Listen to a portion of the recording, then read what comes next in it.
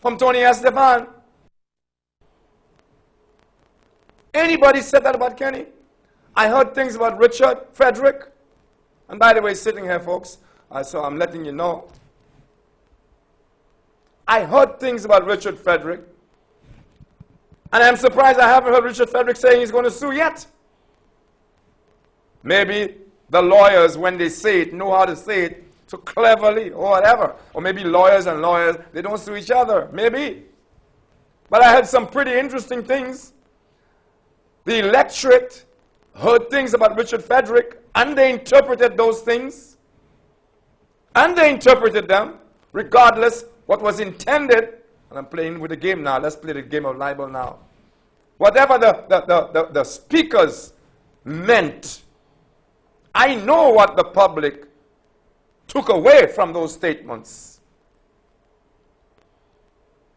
Even the questions that were put out by the Attorney General, former Attorney General, the reasons he gave for not accommodating Richard Frederick in the debate, all of those things gave out a certain message that was putrid. And I'm not here to defend Richard Frederick as a lawyer. But I know the message the public got. And what the public understood was some serious allegations were being made about a citizen who put himself up for elections, a citizen with no police record, a citizen who was a policeman, a citizen who is a lawyer, one of the more prominent ones. And the message that was coming out of the market steps was that he was not what he seemed to be.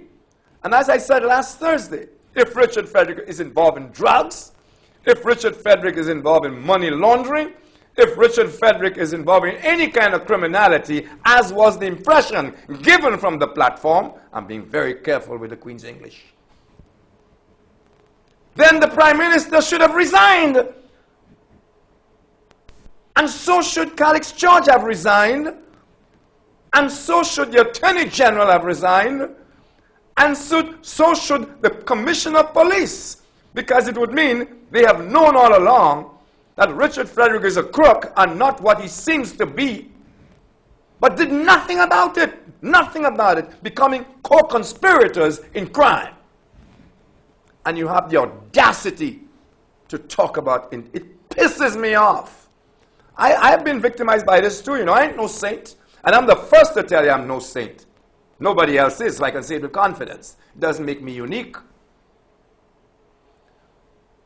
But I want to see the politician who has not lied to the public. Is lying synonymous with integrity? Is lying synonymous with honesty? The politician can hardly speak a sentence without 3 lies being in it. Whether it's to explain how a woman died on the steps of a hospital giving birth, whether it is to explain a resolution that nobody can understand, whether it is to take advantage of a loophole in a particular law, all of that is lying. Tacit lying or actual lying. Bottom line, dishonest, without integrity. But they love to shout about people's integrity. Love to shout about people's integrity. You would have thought, I'm going back to the election thing now. You would have thought a serious lesson was learned from that election. You don't need to be the government's favorite political analyst, by which I mean the fake who pretends to be a preacher on this program from time to time. He seems to have every trait, I almost said talent, but trait. 1 minute is on the camera, he's not a photographer. He's not a media person, he cannot write. But he's drawing a big salary from a government statutory body. He pretends he's the Prime Minister just because he possibly wears the Prime Minister's cast of shoes. You know who I'm talking about. And I'm using the language in the manner of the politicians on the platform. Just because, I've said it before, just because he puts on the prime minister's cast-off clothes, cast-off socks, cast-off shoes, does not make him the prime minister he thinks he is. He may be related somehow to the prime minister, but he's not the prime minister. To hear him talk, he predicts elections. The man is everything. He's a preacher. Oh my God, my God! You know, I don't understand it. Writing articles as if he were a journalist, when in fact the man is working for a particular company and faking what it is he's writing. Hardly a disinterested party.